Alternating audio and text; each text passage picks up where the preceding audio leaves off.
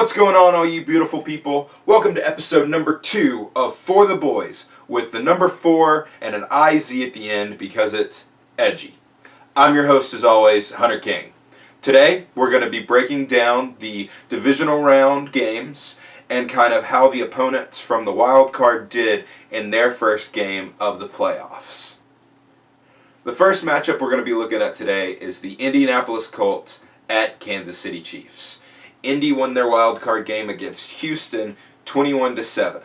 Andrew Luck went, 19 for 32 for 222 yards, 2 touchdowns, and an interception. And Marlon Mack led that rushing attack, 24 carries for 148 yards and a touchdown. Leading receiver was T.Y. Hilton. Defense played well for him, clearly. So you break it down, and last week I said, if I'm any team, I don't want to play Indianapolis, and clearly that was the case. Indy went in and really dominated on a lot of different fronts. Then you look towards Kansas City, though. So Kansas City, in my opinion, has the MVP right now in Patrick Mahomes. You have scary receivers across that entire line. You've got Tyreek Hill, Sammy Watkins, Travis Kelce, who's arguably one of the best tight ends, if not the best. I don't think he's the best, but he is definitely one of the best tight ends in the league. Running the ball, you've got Spencer Ware, and it's kind of a bit of a rotation there because I think Ware also got hurt there towards the end of the season. The running attack hasn't hurt that badly, though, due to his injury. They've done pretty well for themselves. But Kansas City's defense has been their Achilles heel most of the season.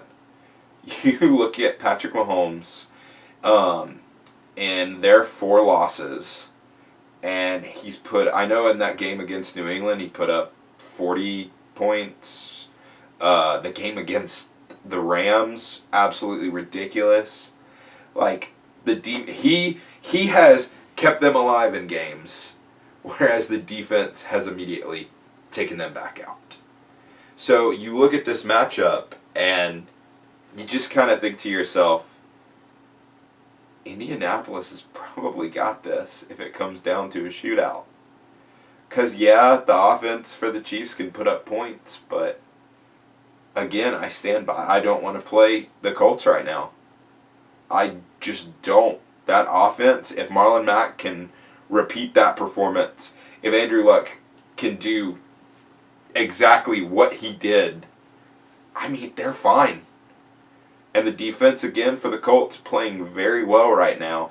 Darius Leonard was the rookie linebacker that I couldn't remember last week. But again, I take Indianapolis in this game. Again, no score prediction because it's just going to be really bad. But again, I take Indianapolis. Next matchup we're looking at is the Dallas Cowboys visiting the LA Rams. Now, I didn't expect Dallas to make it, to be quite honest with you. And I apologize for that. Dak went 22 for 33, 226 yards. A touchdown and an interception. Zeke ran the ball 26 times for 137 yards and a touchdown. Dak had a rushing touchdown as well. Leading receiver was Amari Cooper. Defense played pretty well. I didn't expect them to be able to handle the Seahawks offense, and I was wrong. We go over to LA now. LA coming off of the bye. We've got Jared Goff at the quarterback helm. We have Brandon Cooks and Robert Woods, the main 2 receivers out there. Todd Gurley, one of the just studliest running backs in the league right now. You've got Ndamukong Suh, Aaron Donald, Aqib Talib. You've got a lot of big names when you look at the Rams. You look at a very flashy team when you look at the Rams. And I think that flash can only last them so long. However, the same reasons I didn't like Dallas last week, I don't like Dallas for this week. I think LA ends up taking this game. The high-powered offense puts them ahead pretty early, and Dallas can't catch back up with Dak leading them. Now, if Zeke running the ball, could be wrong. I also could be wrong in saying, could come down to a field goal and Dallas wins it by that. I just see the Rams' high-powered offense taking care of business. Aaron Donald will get to Dak and sack him 3 times. I'll make that prediction. But I don't know. Dallas proved me wrong. All right. Next game we're looking at is the LA Chargers versus the New England Patriots.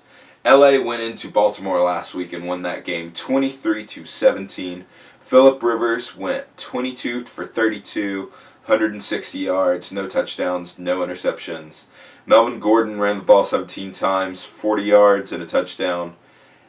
I'm not going to bring up a receiver here because LA's offense was not exactly there. They were led to victory by the leg of their kicker, which, give it even last year, would have been one of the funniest sentences just to say, is that LA's kicker is keeping them in games. But they went into Baltimore. I said they were going to go into Baltimore and they were going to dominate, and sure enough, they did. You look over at New England, you've got Tom Brady, still an incredible quarterback, albeit that we're all tired of the Patriots a little bit. Running the ball, you've got Sony Michel, Rex Burkhead, James White, very good 3-headed running attack out there. Julian Edelman catching the ball, Chris Hogan, Gronk, even though Gronk hasn't been exactly himself this year. Defensively, just some so-so. In my opinion, this is the weakest 2-seeded New England team that we have seen in the past 4 years. It's just a weaker team for whatever reason. But we look at the matchup, and LA is facing their toughest opponent yet, and it's not New England, it's the weather. I believe right now it's supposed to snow this weekend, 40 degrees and lower, something like that. It's going to be a rough game for LA weather-wise. They've gotten good weather for most of the season, and this is going to be their toughest challenge. But I think this is the challenge that they overcome and make it to the next round. I didn't even talk about it last week. I trust the running game from LA immensely. Even if it's snowing and stuff, Phillip Rivers is going to make plays through the air. That LA defense is going to step up big. I don't care if New England's used to this weather, has played in this weather. It's LA's game, and I'm sticking with it. The last matchup we're going to be looking at this week is the Philadelphia Eagles versus the New Orleans Saints. Folesadelphia. He is something else, y'all. Nick Foles ended up going 25 for 40, 266 yards, 2 touchdowns, 2 interceptions. There was no running game, really. The leading rusher from Philly was Darren Sproles, 13 carries, 21 yards. Leading receiver was Alshon Jeffrey. Golden Tate making an incredible touchdown catch. Dallas Goedert with a good touchdown catch as well. I don't care that I got that one wrong last week with thinking that the Bears. I said I wanted Philly to make it, and sure enough, Philly made it. Unfortunately, though, I feel a light breeze coming on, and yeah, the Saints are something else, man. You look at New Orleans, you've got Drew Brees. Gosh, he is incredible as a quarterback. You've got arguably the best rushing tandem in the league, at least to me in the playoffs, in Alvin Kamara and Mark Ingram. Michael Thomas, Ted Ginn Jr. At the receiving position. Defense, definitely a weaker spot of the Saints, but has been pretty strong there towards the end of the season. Good corners, definitely. The biggest issue here is that I feel like it'll be closer than people are giving the game credit for. I feel like Philly's going to have a better rushing attack against the Saints.